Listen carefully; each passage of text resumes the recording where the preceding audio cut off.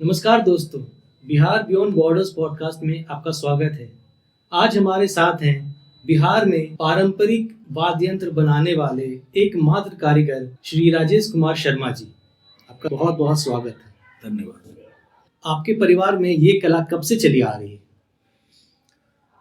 ये हमारा एक पारंपरिक काम है जो दरभंगा से जुड़ा हुआ है। हमारे पिताजी के मामा जी, हमारी दादी का परिवार से ये परंपरा हमारे यहाँ आया है।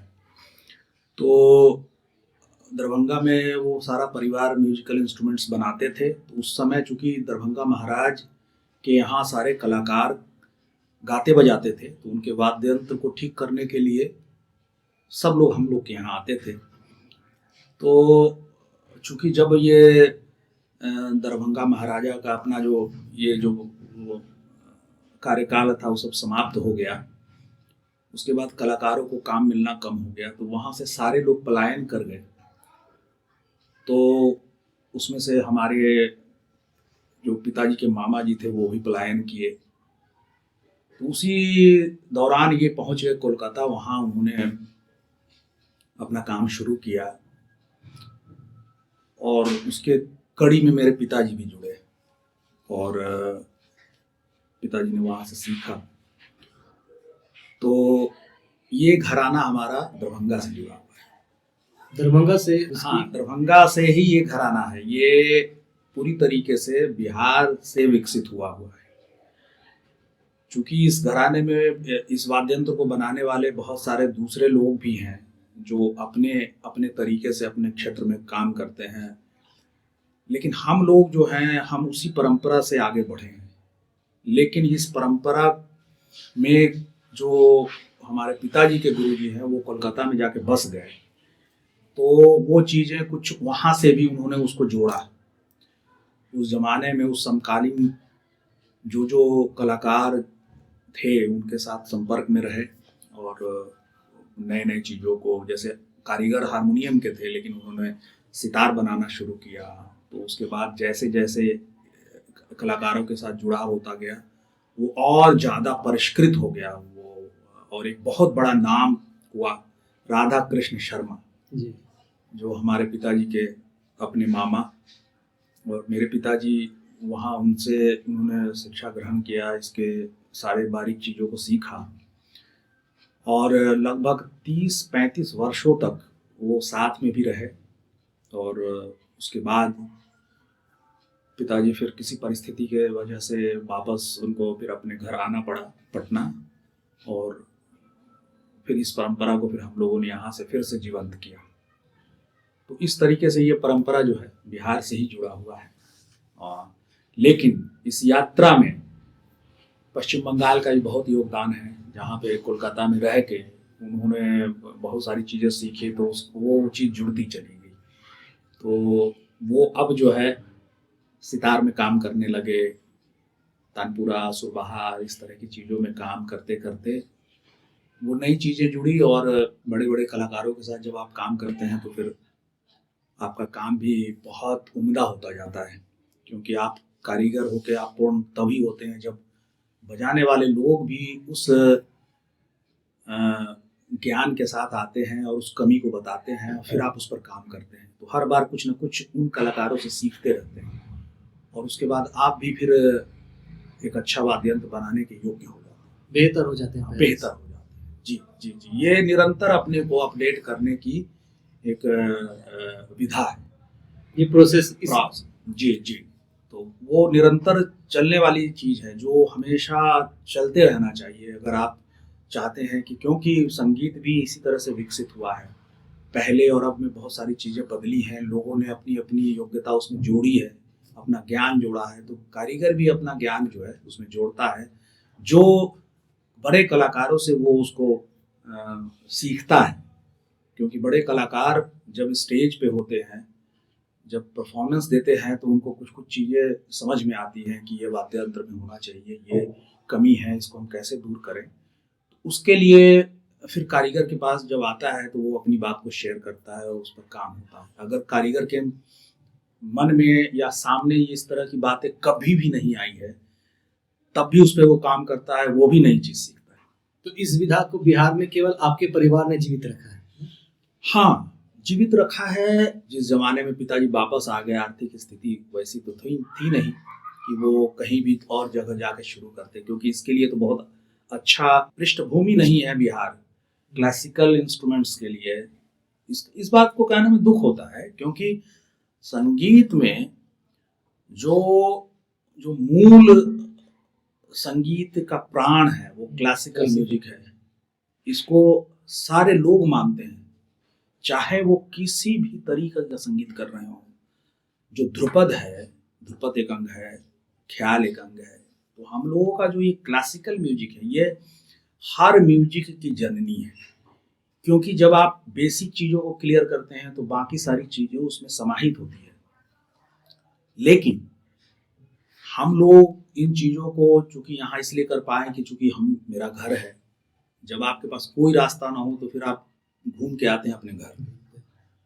उस दौर में फिर इन्होंने बहुत संघर्ष किया यहाँ। तो हम लोग उस परंपरा को, मैंने ये ना कहिए कि हम लोग बड़ा जीवित करने के लिए भाई हम लोगों ने बहुत कुछ किया, नहीं। ये परिस्थिति ऐसी थी कि यहाँ आने के बाद इन्होंने कुछ ये किया भी नहीं, ये काम दूसरा कई काम करना।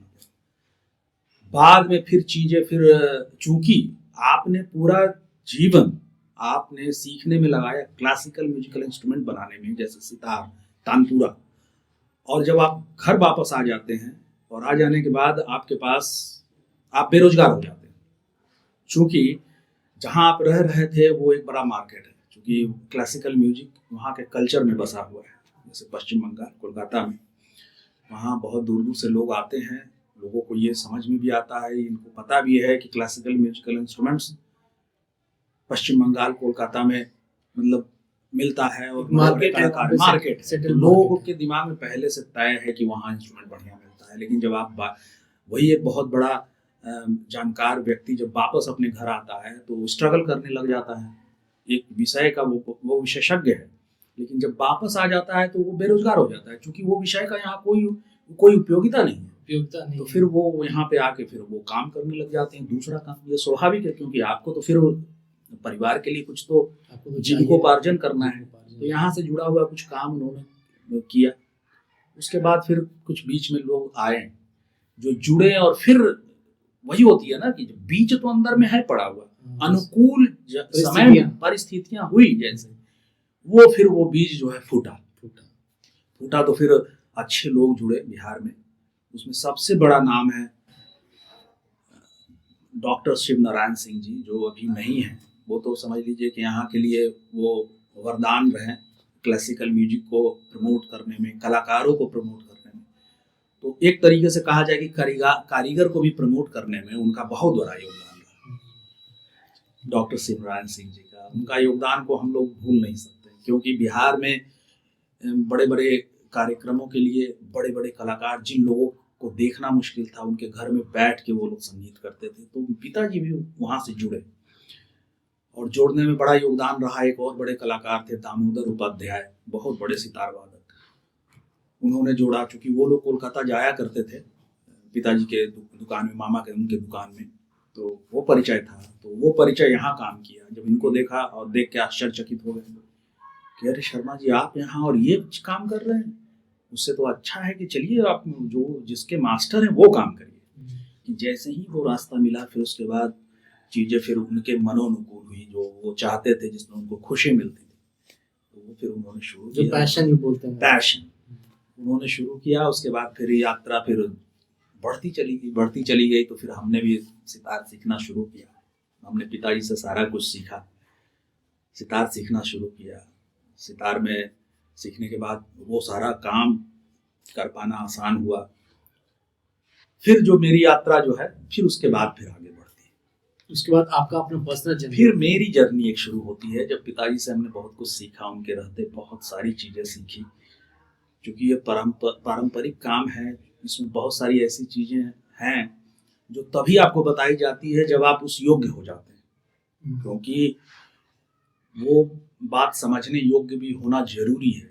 कोई गुरु तभी बताता है जब लगता है कि अब ये समय है इन चीज़ों को बताई जाए। तो हमारे पिताजी ने भी बहुत कुछ बताया, जो बात शायद कभी ना कहते, लेकिन जब उनको लगा कि नहीं, कम से कम इतना समझदारी आ अब गई, जानने योग्य हो चुका है। जानने योग्य हो गए हैं और उसको सुरक्षित भी रख सकते हैं।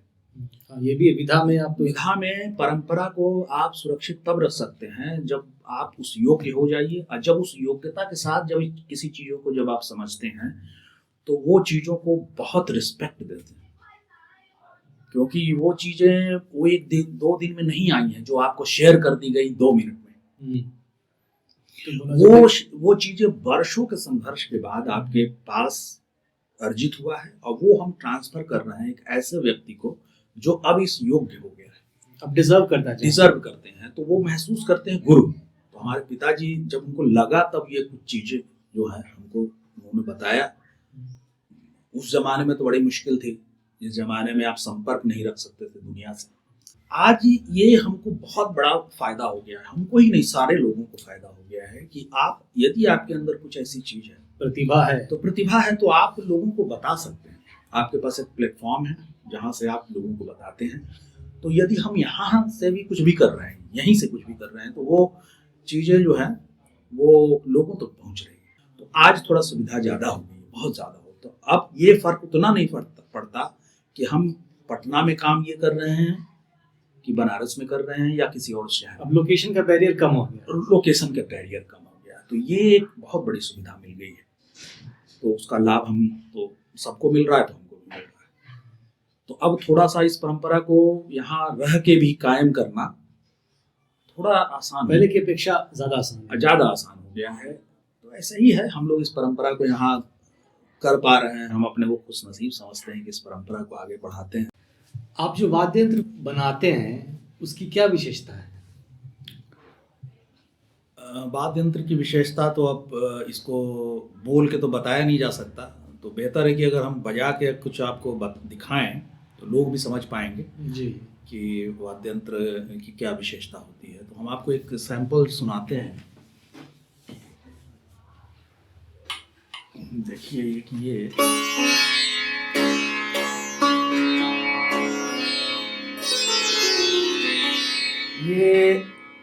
रविशंकर स्टाइल का सितार है जो अभी हमने बनाया ही है, फिनिशिंग किया है।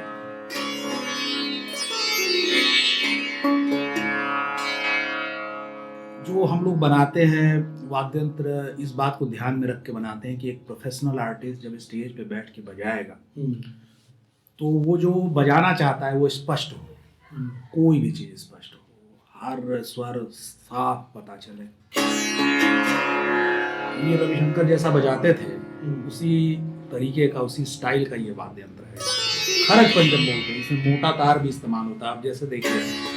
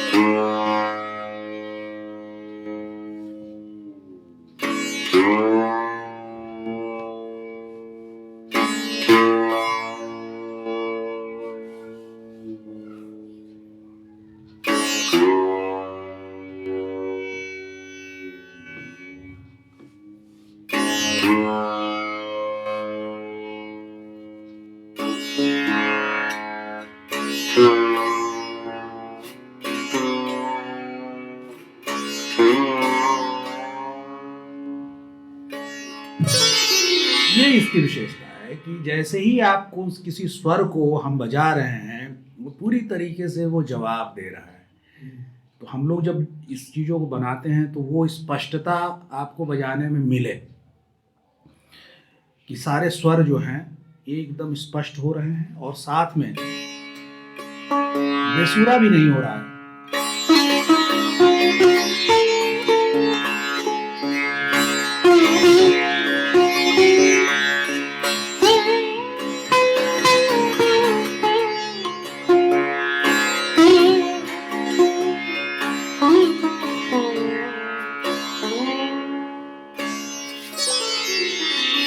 ये इसकी विशेषता है और हम लोग पूरी कोशिश करते हैं कि ये विशेषता लगभग वाद्य यंत्रों में रहे। जो ध्वनि संगीतज्ञ चाहता है वही ध्वनि एग्जैक्ट उत्पन्न हो। निश्चित रूप से वो जो उनको बजाने में आसानी हो, सॉफ्टनेस हो और वो जो चाह रहे हैं वो आसानी से बजा पाए। तो हम लोग इस पे काम करते हैं, साउंड पे काम करते हैं कि आवाज़ इसकी अच्छी होनी चाहिए। और दूसरे तरह का भी बनता है, जैसे गंधार पंचम का बनता है। ये देखिए, ये गंधार पंचम का है, ये छोटा है।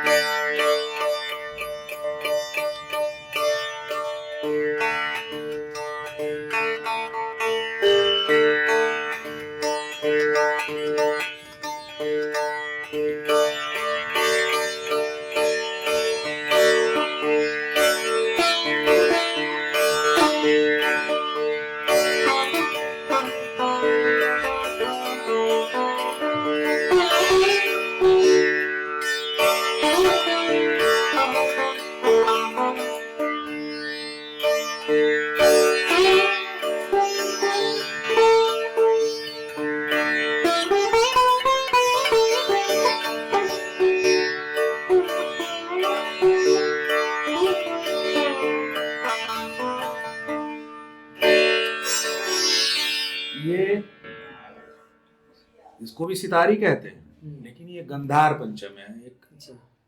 एक अलग घराना है जिसमें लोग इस तरह का वाद्य यंत्र बजाते हैं। तो दोनों में अंतर क्या है? अंतर तार का जो इसमें थिकनेस नहीं, तार का अरेंजमेंट जो है वो उससे अलग है। तो ये इसको भी बजाने वाले लोग एक अलग घराने में हैं और रविशंकर स्टार। क्या आपको लगता है कि बिहार में पारंपरिक कलाओं को उतनी पहचान नहीं मिली जितनी कि वो हकदार हैं? नहीं, हकदार देखिए, हम जिस विधा में काम कर रहे हैं इसमें कभी भी इस तरह का प्रचार और इस तरह की पॉपुलैरिटी कभी नहीं मिली है और कभी मिलती भी नहीं है। क्योंकि ये समझ लीजिए कि ये क्लासिकल म्यूजिक्स है, म्यूजिकल इंस्ट्रूमेंट्स है या क्लासिकल म्यूजिक है जिसमें इसी तरह की परिस्थितियां रहती है कमोबेश। हो सकता है किसी क्षेत्र में, जैसे बिहार में है, यहाँ पर उतना बहुत उर्वर जमीन नहीं है इसके लिए, क्योंकि उर्वर जमीन होने का मतलब ये है कि वो रोजगार भी दे। अगर मान लिया कि कोई भी चाहे बिहार में ही हो, तो ऐसा तो नहीं है कि कोई क्लासिकल म्यूजिक करने वाले लोग नहीं होंगे या सुनने वाले नहीं, क्योंकि तो ईश्वर प्रदत्त चीज है। अगर टैलेंट है तो वो तो डिस्क्रिमिनेट नहीं करता है ना, वो कि उत्तर प्रदेश में ही देगा या मुंबई में देगा, महाराष्ट्र में देगा और साउथ में देगा और नॉर्थ में नहीं देगा, हर जगह है। फर्क केवल इस बात का होता है, बीज हर जगह समान रूप से पैदा हो रहा है। अगर उर्वर जमीन है तो वहां फूटेगा। ये फूटना जो है वो बिहार में कम होता है। अगर फूट भी रहा है तो ये पौधा कहीं जाके लग जा रहा है, मतलब कहीं और चला जा रहा है। हमारे यहाँ बहुत सारे कलाकार, खानदानी कलाकार लोग बाहर में बहुत अच्छा कर रहे हैं, बहुत ही अच्छा कर रहे हैं। मतलब दूसरे जगहों पे जा रहे हैं। क्यों? कि यहाँ कलाकार होने का अंतिम उद्देश्य है कि उसको जो है पैसा भी आना चाहिए, जीविकोपार्जन से वो जुड़े। तो अगर आपके पास कोई नौकरी यहाँ नहीं है तो आपको इसको जीवित रखना मुश्किल है। अगर आपको क्लासिकल म्यूजिक को कंटिन्यू करना है, आप चाह रहे हैं कि ये चीज़ चले, तो आप अगर कहीं कोई जॉब में है, किसी भी प्रकार के जॉब में जहाँ से आपका जीविकोपार्जन हो रहा है, तो आपका ये जो है शौक जो है पूरा होता रहेगा। ये प्रोफेशन के लिए ये जगह नहीं, यहाँ ये संघर्ष है। तो जब एक कलाकार संघर्ष करता है तो कारीगर का तो दूसरी करिए, कारीगर तो उसके बाद आता है। फ्रंटलाइन पे, जैसे फ्रंटलाइन पे तो कलाकार है, उसके बाद कारीगर है। तो जब कारीगर कंफर्टेबल तभी होगा जब कलाकार कंफर्टेबल हो जाएंगे। तो चूंकि हम लोग रहते तो जरूर यहाँ हैं, लेकिन सबसे ज्यादा काम बाहर का ही होता है, भारत से बाहर का काम होता है। बहुत सारा वाद्य यंत्र विदेश जाता है, बहुत सारा, तो चल जा रहा है हमारा काम, बहुत नहीं लेकिन ठीक है, चल जाता है। लेकिन अगर हम ये सोचें कि बिहार को ध्यान में रखते हुए कुछ करें इस क्लासिकल म्यूजिक को के लिए, तो कुछ मेरे लिए जगह ही नहीं बचता है ज्यादा कुछ। यहाँ की सरकार ने क्या कभी आपके काम को रिकॉग्नाइज किया है? अब इसका उत्तर हम ये दे सकते हैं कि शायद हम ही उन तक ना पहुंच पाए हों, क्योंकि अभी तक तो इस तरह का कोई लाभ मिला नहीं है। और हो सकता है कि हम प्रयास न किए हैं, हमने प्रयास भी नहीं किया है कि, लेकिन ये चीज़ इनडायरेक्टली डायरेक्टली लोगों को पता चलती ही है कि हम क्या काम कर रहे हैं, कैसा काम कर रहे हैं, लेकिन उसका कोई लाभ हमको फाइनली नहीं कुछ मिला है, किसी भी प्रकार का कोई लाभ नहीं मिला।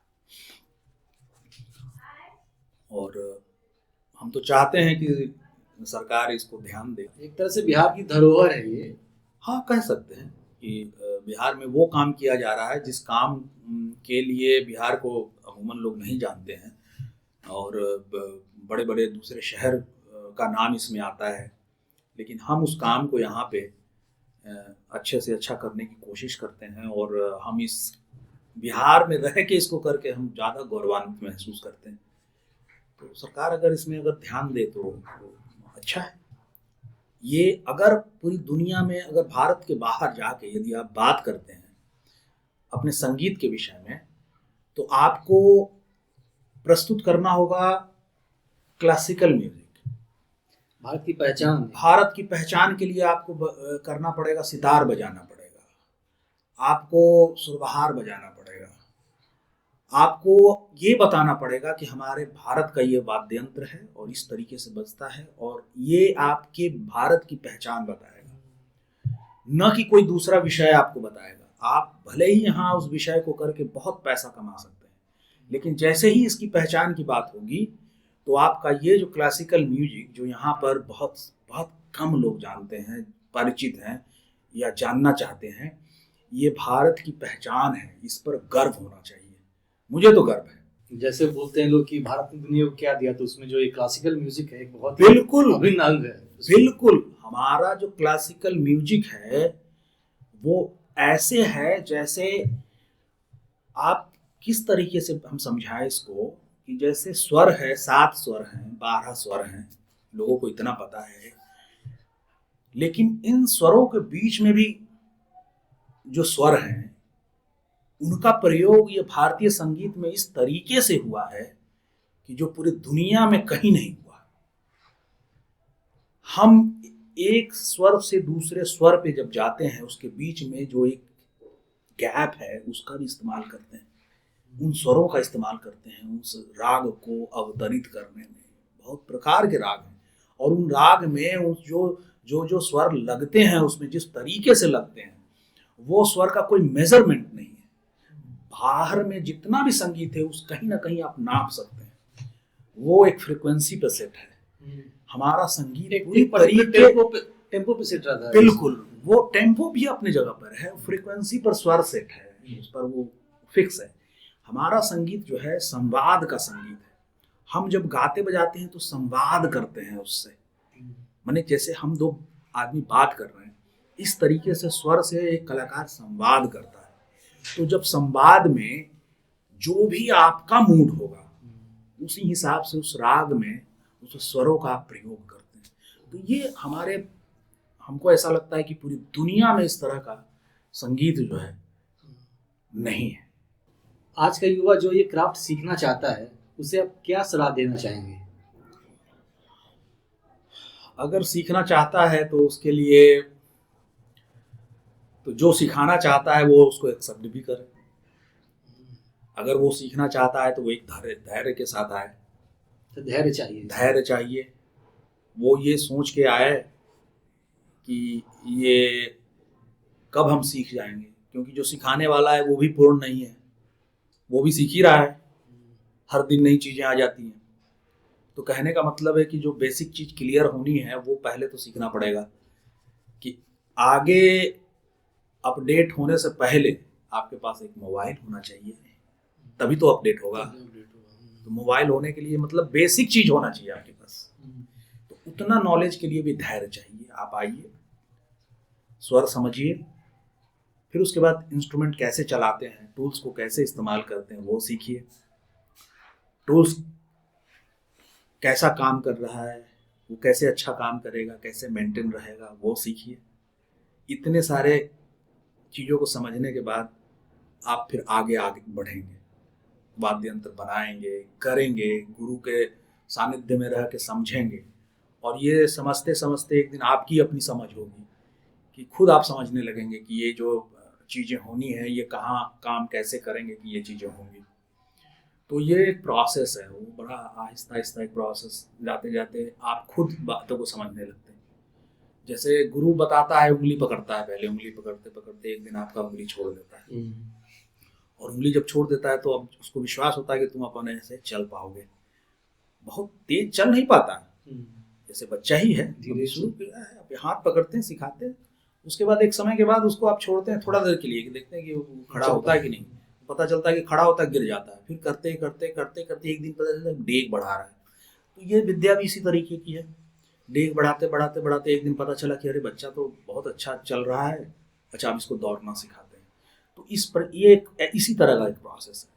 तो जब बच्चा एकदम दौड़ने भी लग जाता है और अपने मन से कुछ नई नई चालें चलने लग जाता है, तो गुरु को पता चलता है कि अच्छा अब इसके अंदर जो कुछ अपनी नई चीज जोड़ने की क्वालिटी आ रही है, गुण आ रहा है, तब जो है सो फिर वो बात बताता है जो बात उसके बाद उसके समझ में आई। अभी जो भोजपुरी म्यूजिक का जो चलन है अभी, क्या आपको लगता है कि उसने एक लेवल तक प्रभावित किया है यहाँ के पारंपरिक संगीत को?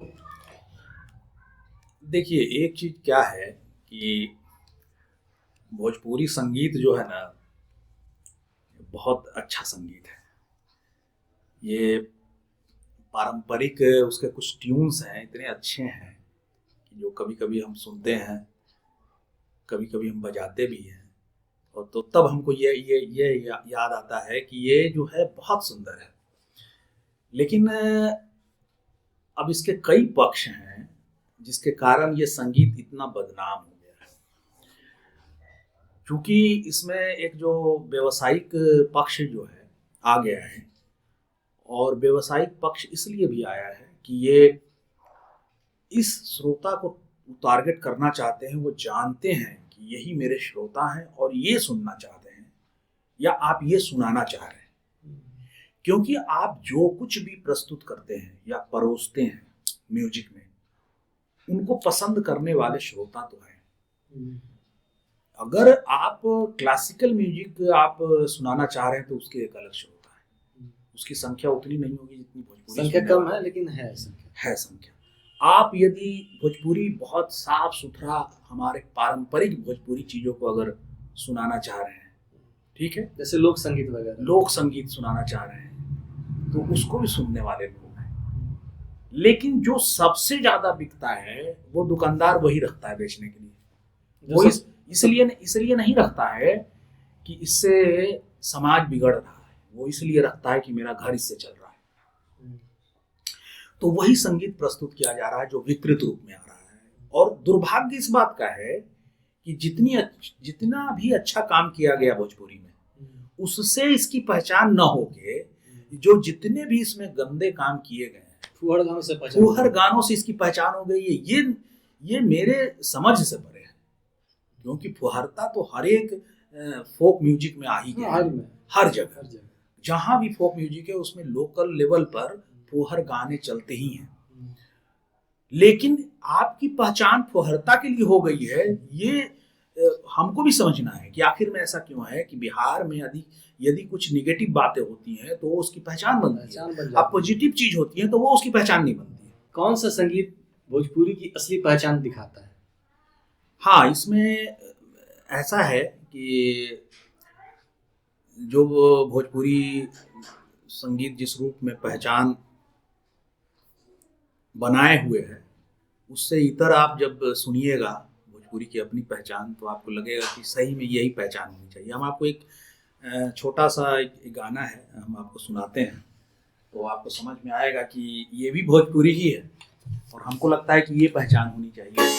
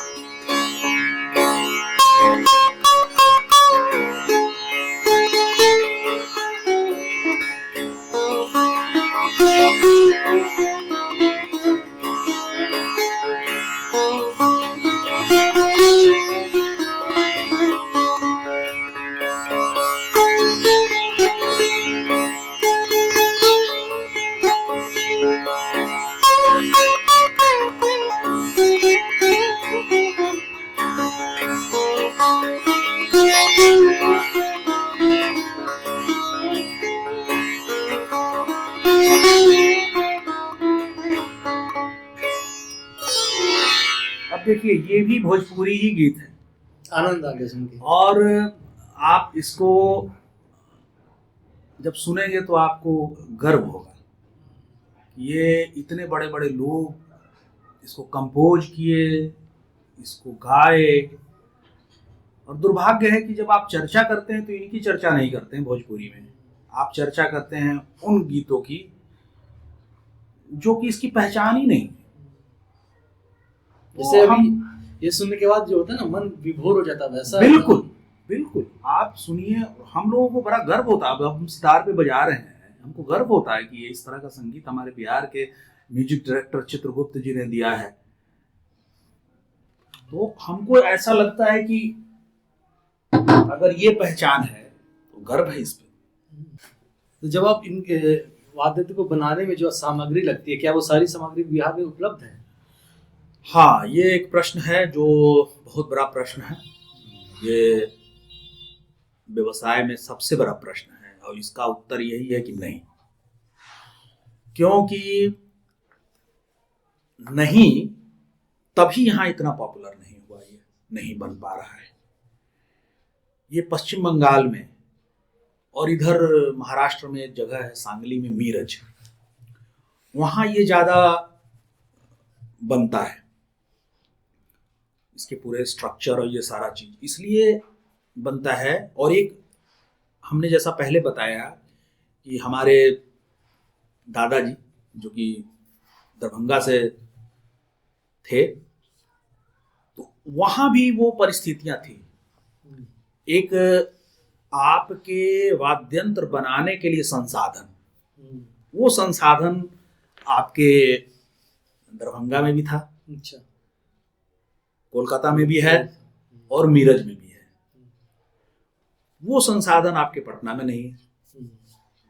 अगर हम चाहें कि एक कद्दू यहाँ पर इसको हम पैदा करें तो प्राकृतिक चीज है, वो यहाँ पैदा होगा नहीं। वहाँ कोलकाता में हुगली नदी के किनारे ये पैदा होता है, उसको पैदा करने पहले ये वहाँ भी नहीं होता था। ये सब आता था मीरज से। जब हमारे पिताजी कोलकाता में थे तो ये मीरज महाराष्ट्र में एक जगह है, डिस्ट्रिक्ट, उसका नाम है सांगली। सांगली में एक शहर है छोटा सा, उसको बोलते हैं मीरज। तो मीरज में ये पैदा होता था, ये दूसरे पर्पस के लिए होता था। इसमें शहद सुरक्षित रखा जाता था, शहद, अच्छा, खाने वाला शहद, इसमें ज़्यादा सुरक्षित रहता है, ये खराब नहीं होता वर्षों बरस तक। लेकिन बाद में जब इसको वहाँ तानपुरा लोग बनाने लग गए, क्योंकि तानपुरा के लिए नीरज को बहुत जाना जाता था, अभी भी जाना जाता है, तो वो बड़ा बड़ा बनता था। तो तानपुरा जब बनना वहाँ शुरू किया गया तो वो उसका इस्तेमाल वहाँ होने लगा, बहुत सख्त होता था वहाँ का, अभी भी होता है। तो वहाँ से ये आता था वो आपको पश्चिम बंगाल। जब हमारे पिताजी भी थे तो वो ट्रेन में, वो गुड्स ट्रेन होता है ना, उसके एक बॉगी में पूरा भर के वो बुक होके आता था, वहाँ से लाते थे, वहाँ से पश्चिम बंगाल कोलकाता आता था, और पिताजी इसको सब जो है मैनेज करते थे, रखते थे, और वहाँ से जितने कारीगर थे वहाँ से वो खरीद के ले जाते थे। क्योंकि एक आदमी उतना खपत कर ही नहीं सकता, तो वो उसको वहाँ वो ले जाते थे, वहाँ से पिताजी के वहाँ से, राधा कृष्ण शर्मा के वहाँ से सब खरीद के ले जाते थे, वो बनाते थे, चाहे हिरन रॉय हैं, चाहे जो भी लोग खरीदते थे। तो बाद में जब देखा कि इसका व्यवसाय इतना हो रहा है, तो वहाँ के लोगों ने, वहाँ के किसानों ने उस बीज को बो के वहाँ शुरू किया, तो वो चीजें वहाँ सक्सेसफुल हुई। बोलते हैं ना, संसाधन जहाँ मिलेगा वहाँ फैक्ट्रियां बनेगी, आपका कॉस्ट जो होगा कम होगा, घट जाएगा ना। तो अब देखिए वहाँ क्या हुआ, कद्दू वहाँ पैदा होने लग गया, एक चीज सॉल्व हो गया कि कद्दू अब मिलने लग गया। दूसरा, लकड़ी भी मिलने लग गया, लकड़ी तो यहाँ भी मिलता है, वो हर जगह उपलब्ध है, उसमें कोई ज्यादा समस्या नहीं है। दूसरी जो सबसे बड़ी जरूरत है, वो चूंकि कोलकाता के गांव में हर जगह तालाब है, जैसे दरभंगा में अब हर जगह तालाब देखेंगे, छोटा छोटा तालाब, पोखरा टाइप का होता है। अब पोखरा भी जरूरी है इसके लिए, इसके लिए जरूरी है। क्यों कि इस पूरे प्रोसेस में जब तुम्बे को पैदा किया जाता है, जब आता है सूख के, तो उसको एक प्रोसेस किया जाता है। चूंकि नेचुरल चीज है ना, तो इसमें कीड़ा लग सकता है, तो इसको काट के ऊपर से और इसको पानी में डाल दिया जाता है सड़ने के लिए। वो जब पूरी तरीके से सड़ के, पूरी तरीके से एकदम माने वो ऐसा हो जाता है जिसमें कोई रस ही ना बचे, पूरा रसहीन हो गया पंपकिन, और उसके बाद उसका इस्तेमाल होता है। एक तो कद्दू का समस्या हल हुआ, दूसरा समस्या हल हो गया, वो तो था ही, तालाब था, तालाब में आराम से जाए, उसमें डाल दे, 10-20 तुम्बे को डाल दिया, आराम से करके प्रोसेस कर लिया, तो और लकड़ी भी आसानी से उपलब्ध हो गया, गांव में जगह की कमी नहीं। तो ये चीजें वहां विकसित हुई, तो कॉस्ट इफेक्टिव भी हुई, क्योंकि गांव में बन रहा है तो वहाँ लेबर चार्जेस कम है, तो वो कॉस्ट इफेक्टिव होगी। अगर वो चाहें कि अगर हम यहाँ बनाएं तो वो उससे बहुत महंगा पड़ेगा, तो जब वो महंगा पड़ेगा तो फिर हमारे इंस्ट्रूमेंट का दाम भी बढ़ जाएगा। तो उससे बेहतर है कि आप जो है वही बना लें, वहाँ बनवाएं और वहाँ उसका इस्तेमाल करें, क्योंकि ये सबसे अच्छा तरीका है। क्योंकि आपको प्राइस भी हिसाब से रखना है, ऐसा प्राइस हो जिसमें सब लोग इसको खरीद पाए, सेलेबल हो। तो इस तरीके से चीजें कहाँ से कहाँ चल के आई।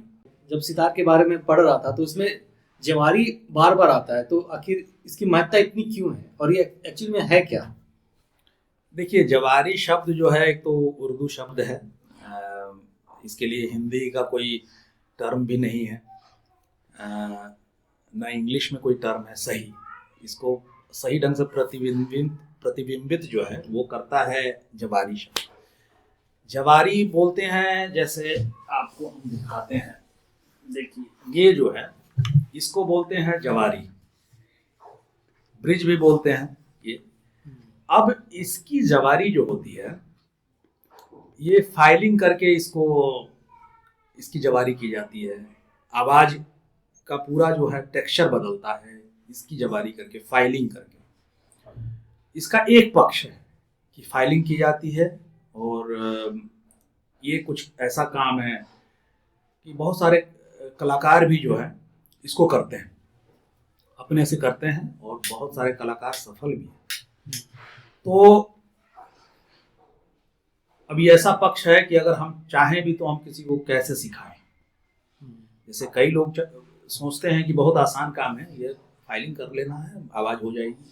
लेकिन मेरा जहाँ तक अनुभव है कि आप जब तक इस पर पूरी तरीके से रिसर्च नहीं करते हैं, बहुत समय नहीं लगाते हैं, तो आप समझ भी नहीं पाते हैं। कलाकार बहुत अच्छा बजा सकता है, लेकिन ये जैसे जिस तरीके से कलाकार बजा के सिद्धस्त होता है और उसको एक अधिकार होता है इंस्ट्रूमेंट पे, उसी तरीके से जवारी करके एक व्यक्ति सिद्धस्थ होता है। आप जब तक उतना समय नहीं लगाएंगे, एक तो फाइलिंग आनी चाहिए, आपका एक इंस्ट्रूमेंट पे कंट्रोल होना चाहिए, उसके बाद स्वर की जानकारी होनी चाहिए, तो सब कुल मिला के ये बड़ा महत्वपूर्ण पक्ष है जवारी करना। इसलिए इतना इम्पोर्टेंट है। ये बहुत इम्पॉर्टेंट है, ये शब्द बहुत इस्तेमाल होता है इसकी जवारी। जैसे हम जवारी बदलते हैं तो उसका टेक्सचर बदल जाता है। हम बंद जवारी, आवाज़ बंद हो जाएगी। जवारी अगर दूसरे तरीके से करी जाए तो जवारी खुल जाएगी। मीडियम कर दी जाए तो आवाज़ ना गोल होगी ना बंद होगी, वो बीच में हो जाएगी। तो ये बड़ा इम्पॉर्टेंट है और इसको कोई भी व्यक्ति इसको समझा नहीं सकता है। क्यों? ये पूरी तरीके से जो है ये बहुत पर्सनल है। ऐसा नहीं है कि ये हम जान रहे हैं तो दूसरा नहीं जानेगा, वो जानेगा, लेकिन उसको उस पर काम करना पड़ेगा। आज के दौर में सब कुछ उपलब्ध है। आप जितना इंफॉर्मेशन चाहिए जवारी का, सारा कुछ आपको इंटरनेट पर उपलब्ध है। लेकिन आप जब करने जाइएगा तो सारे स्टेप्स धरे के धरे रह जाएंगे। फिर आपको पता चलेगा कि अरे ये फॉलो कर रहे थे तो ऐसा हो गया, वो फॉलो कर रहे थे तो ऐसा हो गया। तो ये जो है ये एक पक्ष है इसको जवारी करने का, लेकिन यही केवल इन्वॉल्व नहीं है जवारी करने में, ये इन्वॉल्व है सारी चीज़ें। जब हम पूरी तरीके से चेक करते हैं हर चीज़ों को, तब जाके ये उसका एक अंग होता है कि ये भी एक अंग है जिससे आवाज़ बदलेगा। लेकिन यही नहीं है, उसके साथ हर चीज़ इन्वॉल्व है।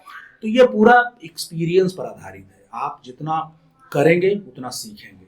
हाँ, थोड़े देर के लिए आपको बताया जा सकता है। जैसे हम कभी कभी, हमारे कुछ ऐसे लोग हैं जो कि पास में आ नहीं सकते हैं, विदेश में हैं या भारत के किसी दूसरे कोने में हैं, तो जब वो बात करते हैं कि हमारे इंस्ट्रूमेंट में ये समस्या आ रही है, हम क्या करें, अब उनके पास ऐसी परिस्थिति है कि वो आ ही नहीं सकते, तब हम कुछ टिप्स देते हैं कि आप ये करिए तो ये हो जाएगा। लेकिन वो ही फाइनल सॉल्यूशन नहीं है, वो समाधान नहीं है अंतिम। जब तक हैंड्स ऑन नहीं, जब तक आप जो है या तो आप खुद कर पाइए, क्योंकि ये तो जब कर पाइएगा तो साउंड पता चलेगा। ये तो कहीं कुछ छिपाने की चीज ही नहीं है। जब आप जवारी अच्छा कर लेंगे तो आवाज स्पष्ट हो जाएगी ना, साउंड अच्छी हो गई है तो हो गई जवारी आपकी। भले मेथड आपको पता हो ना हो, वो अलग बात है। आप यदि साउंड को ठीक कर पाए तो मतलब जवारी आप कर लिए। तो कुल मिला के ये चीज है कि इसको जो है आपको अनुभव से ही करना पड़ेगा, या आप बहुत दूर है तो एक टिप्स दिया जाएगा, आप ऐसे करें तो शायद इसका लाभ मिले। हमने कई लोगों को बताया है कि ऐसे करिए तो लाभ मिला, निश्चित रूप से लाभ मिला। हमने कुछ लोगों को जवारी बना के, उसकी जवारी करके हमने भेज दिया। अच्छा, आपने यहाँ से बना के भेजा। जैसे एक आदमी है, रहता है टर्की में रहता है। अच्छा, वो हमको बोल रहा था ऐसे करने के लिए, तो हमने कहा कि अच्छा चलो हम बनाते हैं, हम यहाँ से तुमको दे देते हैं, तुम लगा लेना। और उसने लगाया और बताया कि थोड़ा सा लेग का जो इशू है थोड़ा सा परफेक्ट नहीं हो रहा। हम बोले कि उसको परफेक्ट करके लगा लो। लगाने के बाद वो परफेक्ट हो गया। उसको हमने कुछ टिप्स दिए थे कि ऐसे करके लगाना है जिससे आवाज़ अच्छी हो जाएगी, हो गई अच्छी। तो देखिए, इसमें बहुत सारी चीज़ें हैं। जो व्यक्ति करने चाह रहा है खुद भी, वो कम से कम इन चीज़ों को समझता हो। गिटार बजा रहा हो, उसको भी कुछ चीज़ों को समझ में आती हो, जवारी का कुछ तो ABCD भी पता हो उसका, तो वो कुछ करेगा तो उसको लाभ मिलेगा। लेकिन इसका कोई फार्मूला नहीं है कि हम कह दें कि तुम यहाँ घस दो तो जवारी हो जाएगी। क्लियर कट फार्मूला नहीं है, क्लियर कट नहीं है, पूरा एक्सपीरियंस बेस्ट है। तो ये टर्म जो है ये बड़ा महत्वपूर्ण है, खास करके सितार में, क्योंकि ये जो पूरे सितार के आवाज को खराब भी कर देगा और बहुत फैंटास्टिक बना देगा। लेकिन फिर अंतिम टिप्पणी कि अगर आपका बाजा वाद्ययंत्र अगर बहुत सपोर्टिव नहीं है, माने बहुत अच्छा बिल्ट नहीं है, वो आपको सपोर्ट नहीं कर रहा है साउंड में, तो आपकी जवारी भी काम नहीं करेगी। आपके जो वाद्य यंत्र है वो दुनिया भर में जाते हैं, तो हाँ। क्या कभी आपने देखा है कि कोई सेलिब्रिटी आपका वाद्य यंत्र बजा रहा है, आपको रियलाइज होता है यार ये तो मैंने बनाया? हाँ बिल्कुल, बहुत सारे लोग हैं बजाते हैं। हमारे तो लगता है कि सबसे ज़्यादा तो विदेश में ही लोग बजा रहे हैं। सुरबहार हो, सितार हो, ये सारे अलग अलग देशों में लोग बजाते हैं। रसिया में है एक, वो क्या नाम है, इवान मुरालोव है, रसिया में, वो बजाते हैं। फिर साउथ कोरिया के एक हैं, वो सुरबहार बजाते हैं, हमने ही बनाया उसका, वोनसुक चैंग है। आपके अमेरिका में है, बहुत सारे लोग हैं। जैसे एक नेपाल के हैं, काठमांडू में रहते हैं, विजय श्रेष्ठा है, वो भी बहुत अच्छा तबला भी बजाते हैं, वो लोग बजाते हैं। भारत में बहुत सारे लोग हैं बजाते हैं। हम लोग का तो काम है, इंस्ट्रूमेंट जाता है। यहाँ एक प्रोफेसर हैं, वो बजाते हैं, तो बहुत सारे लोग बजाते हैं। ये लगातार जो है लोगों के, ज़्यादातर उन लोगों के पास जाता है जो प्रोफेशनल्स लोग हैं, और अच्छा फीडबैक आता है। अच्छा बाजा मिल गया तो बड़ा खुश होते हैं, तो अच्छा फील होता होगा बहुत। बिल्कुल बिल्कुल, उससे ज़्यादा हम लोगों को खुशी मिलती है कि अच्छा वाद्य यंत्र बनाते हैं, आप बनाने के बाद आप खुश होते हैं कि आपके काम को जो रिकॉग्निशन बोलते हैं कि अच्छा लगता है। बिल्कुल बिल्कुल, जब वो आपको ये बोलते हैं कि क्या बात है, बहुत अच्छा इंस्ट्रूमेंट हमको हमारे हाथ में मिला है, तो आपकी इच्छा पूरी होती है ना कि आप उस विधा में हैं जहाँ आप पैसा किसी से आप लेते हैं लेकिन वो खुश भी होता है। जैसे एक होता है ना कि पैसा देने के बाद आदमी दुखी हो गया, नहीं, पैसा दिया और खुश भी है कि मतलब उसके एवज में उसको वाद्य यंत्र संतुष्ट है। तो हमको लगता है कि ये ज़्यादा जरूरी है कि अच्छा वाद्य यंत्र बड़े बड़े कलाकार लोग बजाते हैं, इंडिया में भी हैं, बाहर में भी हैं, सब लोग कर रहे हैं। बस ये बिहार में नहीं है, ये विडम्बना है थोड़ी सी। हाँ, बिहार में है, कुछ लोग हैं, लेकिन वो संघर्ष कर रहे हैं, संघर्ष कर रहे हैं। यही विडम्बना है कि जहाँ पे होना चाहिए वहाँ पे नहीं है वो। हाँ, तो ये क्या है, ऐसा ही है। ये जो है, आप इसको आप तय नहीं कर सकते, आप इसको निर्माण नहीं कर सकते। जो चीज़ नहीं है तो नहीं है, उसके बहुत पक्ष हैं, और सबसे बड़ा पक्ष है वो आर्थिक पक्ष है। क्योंकि कोई व्यवसाय फलित तब होता है जब उससे कुछ कमाई होने लगती है लोगों की। इसको आप इग्नोर कर ही नहीं सकते, किसी लेवल पर नहीं कर सकते। ये अलग बात है कि हम इस विधा को कर रहे हैं, बहुत सारे परिस्थितियों को देखते हुए भी कंटिन्यू किए हुए हैं। आज थोड़ी सी सफलता लगती है कि मिली है, लेकिन बहुत संघर्ष पीछे रहा है ना। वो ऐसा संघर्ष रहा है कि शायद हमारी जगह पर कोई होता तो इसको छोड़ देता, गिव अप कर देता। लेकिन हमको लगा कि जैसे हम इसके अलावा कुछ हमको आता ही नहीं। तो जब आपको लगता है कि कुछ नहीं आता है, तो जो भी है वो संघर्ष वो हमको कबूल है। इंस्ट्रूमेंट मैन्युफैक्चरिंग में आप अकेले हैं इस पूरे स्टेट में, तो जो आपके आसपास के लोग हैं, आपके इस यूनिक काम को कैसे देखते हैं? अब देखिए, ऐसा है कि ये जो हम काम करते हैं उसके विषय में तो बहुत उनकी उत्सुकता उतनी नहीं रहती है। वो जरूर ये देखते हैं कि ये तो एक ऐसा वाद्य यंत्र बन रहा है जो कि अमूमन देखने को नहीं मिलता। एक उत्सुकता तो रहती जरूर है, लेकिन यहाँ के लोग इस वाद्य यंत्र के नाम तक को नहीं जानते हैं ढंग से। अब तो सोशल मीडिया के कारण कुछ लोग जानने लगे हैं, नहीं तो इसको सारंगी के रूप में ही जानते हैं यहाँ आसपास के लोग।